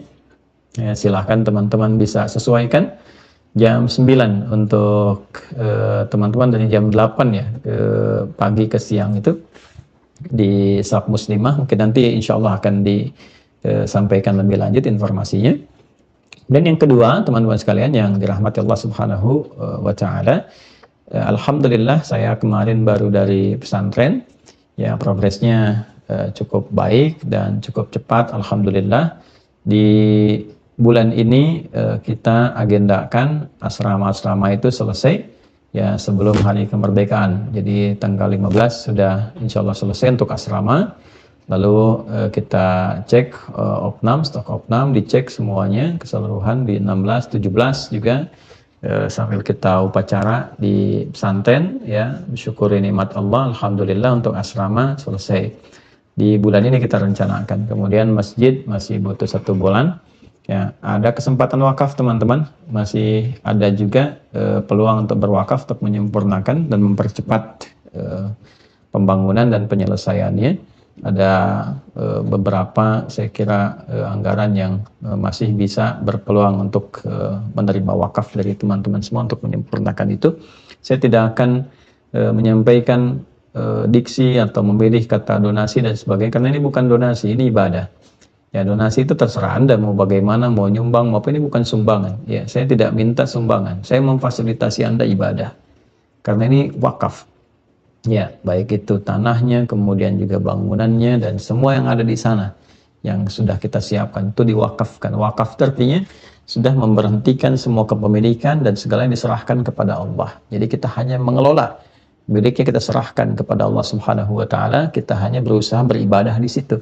Nah, jadi kami memfasilitasi Anda untuk beribadah. Silahkan kalau pengen ibadah di sini. Mungkin ada yang di tempat lain, silahkan. Kalau ingin ada di sini, silahkan. Di situ ada tempat yang kita siapkan untuk mencetak ulama, ya. Kemudian juga tempat yang kita siapkan mencetak ahli Quran untuk ke depan. Dan kita siapkan semampu yang kita optimalkan untuk mendidik dengan benar, ya. Dan itu insya Allah semuanya kita atur, tertibkan, administrasinya juga kita rapikan, kita audit semua. Kita audit keseluruhannya, diaudit juga dari semua dana wakaf yang masuknya, jadinya kemana dan sebagainya. Lalu kita buatkan semua terukur, rapi, supaya pertanggungjawabannya dunia akhirat juga menjadi benar insya Allah Subhanahu wa Ta'ala. Dan kita semua pengurus, termasuk saya pun ya, yang menjadi pembimbing, murabbi, pembina di sana, tidak mengambil bagian sedikit pun dari aset-aset termasuk tanah. Saya membeli terpisah untuk kuburan ya, untuk menemani selama mengasuh di sana, sehingga tidak menggunakan bagian dari wakaf umat yang diwakafkan pada Allah Subhanahu wa Ta'ala. Dan beli tanah kubur pun jadi wakaf lagi, karena kuburan kan tanah wakaf ya, baiknya kan begitu. Jadi teman-teman, singkatnya silahkan masih terbuka peluang teman-teman untuk berwakaf di rekening Bank Syariah Indonesia ya, atas nama Yayasan Ma'had Islam Rafiah Akhir. Nomor rekeningnya 111, 3 kali satunya 111, kemudian 4 kali 4-nya 4444 142. 1, 1, 1, 4, 4, 4, 4, kemudian 1, 4, 2. Ya, insya Allah fokusnya terutama untuk masjid ya. Saya kira kalau teman-teman ada yang ikut kajian ini, mungkin ada 100.000 orang bisa melihat. Ya kalau subscriber kita ada 4 jutaan sebagainya, 100.000 aja menyebar. Ya malam ini misalnya teman-teman berwakaf 20.000, saya kira insya Allah bulan depan sudah selesai semuanya. Ya kapasitas masjid itu insya Allah bisa menampung 2.500 orang, cukup kokoh, cukup kuat. Dan kita rencanakan ke depan bukan hanya santri, nanti ada kelas-kelas yang mira khususnya. Ya pokoknya kalau udah jadi September insya Allah mudah-mudahan bisa tuntas yang pokok-pokok. Itu Oktober kita udah bisa menata kelas-kelas khusus. Ya kan saya sering infokan kepada Anda kan bahwa kita insya Allah akan ada kelas-kelas yang dispesialisasikan, kelas-kelas teman-teman di dunia kesehatan, bisnis, ibu rumah tangga, nanti ada undangan per pekan. Ya, jadi ada ngaji yang di dalam situ, ada yang saya keluar untuk safari, kita akan atur. Ya, semoga Allah mudahkan semua langkah ini, Allah ridhai, Allah bimbing kita semua untuk jadi lebih baik, dan semoga kita semua dirahmati oleh Allah Subhanahu wa taala. Dan kita juga di sini sedang teman-teman menginfokan, merapikan dan mewakafkan ini gedung ini teman-teman, studio, kemudian gedung Kiai yang kita dulu berusaha untuk dapat bisa beli asetnya, kemudian juga diperbaiki jadi gedung, jadi pusat untuk administrasi dakwah. Ini pun kita wakafkan juga. Alhamdulillah. Ada kendaraan-kendaraan kita wakafkan. Ini alat-alat wakaf juga nih. Ya, ada kamera, ada komputer macam-macam. Saya wakafkan semua. Ya, supaya apa? Supaya ada yang meneruskan kemudian hari. Dan supaya kita tidak bergantung untuk mencari materi, ya jangan dikesankan berdakwah untuk mencari materi dunia, tidak. Supaya nggak ada orang rebutan di kemudian hari. Ini wakaf, silakan kita siapkan kader lagi. Ya, saya juga ingatkan kepada teman-teman yang berkhidmat di Quantum Akhir Institute di semua divisi, ikhlaskan niatnya. Kalau mau cari kerja, silahkan di tempat lain. Kalau mau berkhidmat, silahkan ke sini dan niatkan ibadah pada Allah Subhanahu wa ta'ala. Jadi kita mudah-mudahan Allah ridhai kita semua, Allah sayangi kita semua, dan Allah jadikan apa yang kita lakukan ini sebagai modal kita untuk meringankan insyaallah hisab kita di hadapan Allah Subhanahu wa ta'ala. Terima kasih untuk perhatian di malam hari ini. Semoga Allah rahmati kita semua, dan semoga sekali lagi Allah menyayangi kita dan memberkahi sisa usia hidup kita ya untuk beribadah kepada Allah. Allahumma taqabbal minna innaka antas samiul alim, tub alaina innaka antat tawwabur rahim. Rabbana zalamna anfusana wa in lam taghfir lana wa tarhamna lanakunanna minal khasirin. Allahumma inna ya Allah ya arhamar rahimin Allahumma inna nastaghfiruka ya Allah min kulli dhunubina faghfir lana dhunubana ya al-ghafirul ghaffarul ghafurur rahim. Allahumma inna ya Allah, inna ibadak ya Allah, khalaqtana wa nahnu ibaduk ya arhamar rahimin, faghfir lana dhunubana wa kaffir anna sayyiatina wa tawaffana ma'al abrar. Rabbana atina fid dunya hasanah wa fil akhirati hasanah wa qina adhaban nar. Wa sallallahu ala sayyidina Muhammad wa ala alihi wa sahbihi ajma'in. Wa akhiru da'wana subhanakallahumma wa bihamdika nashhadu an la ilaha illa anta nastaghfiruka wa natubu ilaik. Walhamdulillahi rabbil alamin. Al-Fatihah. أعوذ بالله من الشيطان الرجيم بسم الله الرحمن الرحيم الحمد لله رب العالمين الرحمن الرحيم مالك يوم الدين إياك نعبد وإياك نستعين اهدنا الصراط المستقيم صراط الذين أنعمت عليهم غير المغضوب عليهم ولا الضالين وصلى الله على سيدنا محمد وعلى آله وصحبه أجمعين وآخر دعوانا السلام عليكم ورحمة الله وبركاته.